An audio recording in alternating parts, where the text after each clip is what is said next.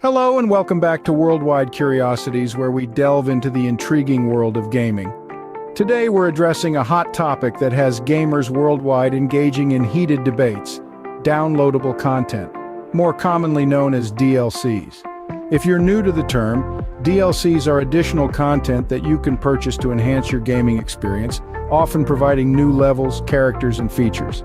However, they've recently been under fire, with many claiming they're more harmful than beneficial to the gaming industry. Critics argue that DLCs are driving up the costs of gaming, fragmenting player communities, and even encouraging lazy game development. On the other hand, proponents of DLCs argue they provide valuable content, extend the lifespan of games, and support developers by generating additional revenue. It's a complex issue with no easy answers. So, are DLCs really killing the gaming industry? Let's dive in. For those who might be unfamiliar, DLC stands for downloadable content, but what does that mean for gamers? Well, imagine you've just finished a thrilling game and you're left wanting more. You've grown attached to the characters, the world, the story, but alas, you've completed every quest, unlocked every achievement. What's a gamer to do? Enter DLCs. These are additional parts of a game that can be downloaded and added to the original content. They're not standalone games, but they build upon and expand the existing one. They can take the form of new storylines, characters, maps, items, or even entirely new modes of play, depending on the game. Why do game developers choose to use them, you might ask? For one, DLCs allow developers to continue expanding on their game after its initial release. This means they can keep players engaged for longer, adding new experiences and extending the lifespan of the game. Moreover, DLCs can be a source of additional revenue for the developers.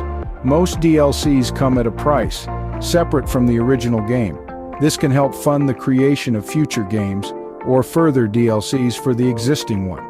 Let's take a couple of examples. Remember The Witcher 3 Wild Hunt? It had two major DLCs, Hearts of Stone and Blood and Wine. These weren't just minor additions. They were full-blown narratives with new characters, quests, and regions to explore. Or how about Fortnite, with its ever-changing seasons and battle passes? Each new season offers new thematic content, keeping the game fresh and players hooked. DLCs can be a double-edged sword, though. While they offer the chance to dive deeper into our beloved games, they also introduce a new dynamic to the gaming industry. That is, the model of selling games in pieces rather than as a complete package. So, DLCs can add a lot of extra content to our favorite games, but at what cost? Well, we'll delve into that in the next scenes. Stay tuned. DLCs aren't all bad. In fact, they have quite a few benefits. Let's dive right into the perks that these additional content packs bring to the gaming industry. Firstly, DLCs offer extended gameplay. It's like a sequel, but without the long wait. They provide more of what you love about the game. Think about your favorite game. You've spent hours exploring every nook and cranny, completing every quest, and then just when you think you've seen it all, a DLC drops. Suddenly, you have a whole new world to explore, new missions to complete, and new characters to meet. It's like breathing new life into a beloved game. For instance, The Witcher 3, Wild Hunt's DLCs, Hearts of Stone and Blood and Wine were hailed for adding dozens of hours of new content that felt fresh and engaging. Secondly, DLCs introduce new features and mechanics. They aren't just about more of the same, they often bring something new to the table. Maybe it's a new gameplay mechanic, a new class of character, or a new type of weapon. These additions can completely change the way you play the game, offering new strategies and tactics. Take, for example, the Artorias of the Abyss DLC for Dark Souls. It introduced new bosses, areas, and even online matchmaking, which added a whole new dimension to the game. Lastly, DLCs keep games fresh. In a world where new games are released every day, DLCs give older games a chance to stay relevant. They provide a reason for players to come back to a game they might have otherwise moved on from. It's like a reunion with an old friend, where you get to relive memories and make new ones. The Shivering Isles expansion for The Elder Scrolls IV. Oblivion is a great example of this, adding a whole new realm for players to explore long after the game's initial release. So, with all these benefits, why are some gamers still unhappy with DLCs? Despite their benefits, DLCs have also garnered quite a bit of criticism. Now let's delve into the darker side of DLCs. One of the chief complaints about DLCs is the additional cost they impose. While buying a game, you might think you're getting the complete package, but then, surprise, surprise, Along come DLCs with new content and you find yourself forking over more money. It's like buying a car only to be told you need to buy the wheels separately. This leads us to our second point: incomplete base games. Some developers have been accused of deliberately leaving out content from the original game only to sell it later as DLC. The gaming community has been vocal about this, with many feeling cheated. A prime example is the infamous case of Street Fighter X Tekken, where it was discovered that a whopping 12 DLC characters were already on the game disc, but locked behind a paywall. It's as if you bought a book, but the last few chapters were sealed off until you paid extra. Yet another issue with DLCs is the unfair advantages they can provide.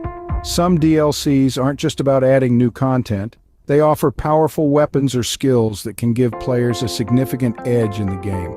This introduces an element of pay to win, where those with deeper pockets can gain an advantage. This can be a major turnoff for many players as it strays from the ideal of fair competition. Then there are the cases where DLCs split the player base. Some multiplayer games release map packs as DLCs, dividing the players who have the new maps from those who don't. This can lead to a fractured community and longer waiting times for matches. So we've seen the good and the bad, but what does this mean for the future of the gaming industry? To find out, stay tuned as we explore whether DLCs are killing the gaming industry or simply pushing it into a new era.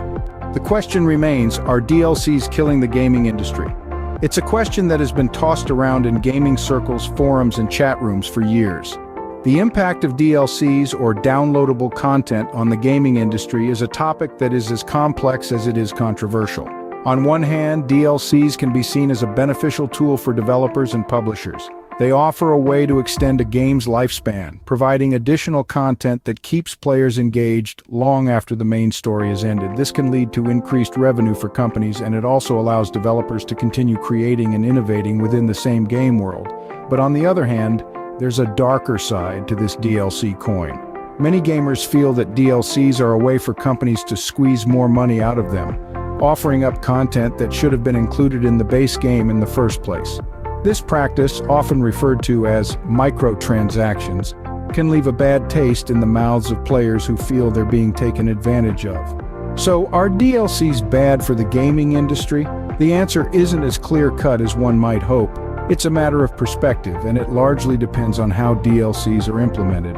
When done right, DLCs can enhance a game, offering new experiences and challenges, but when done wrong, they can feel like a cash grab, causing frustration among the gaming community.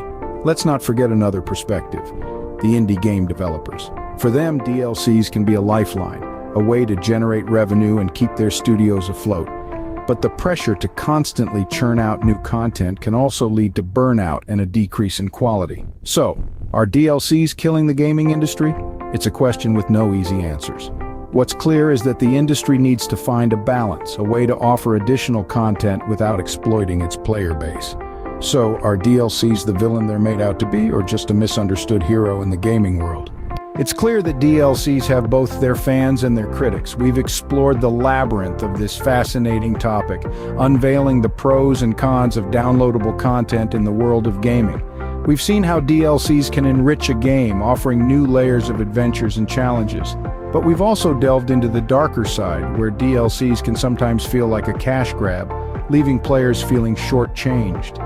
The debate about whether DLCs are harming the gaming industry isn't black and white. It's a vibrant spectrum of opinions, shaped by personal experiences and perspectives. And now it's your turn to join the conversation. Share your DLC stories, the good, the bad, and the downright frustrating, in the comments below. Let's keep this discussion alive. Thanks for tuning in to Worldwide Curiosities. Don't forget to hit that like button and subscribe for more intriguing discussions. Until next time, keep gaming.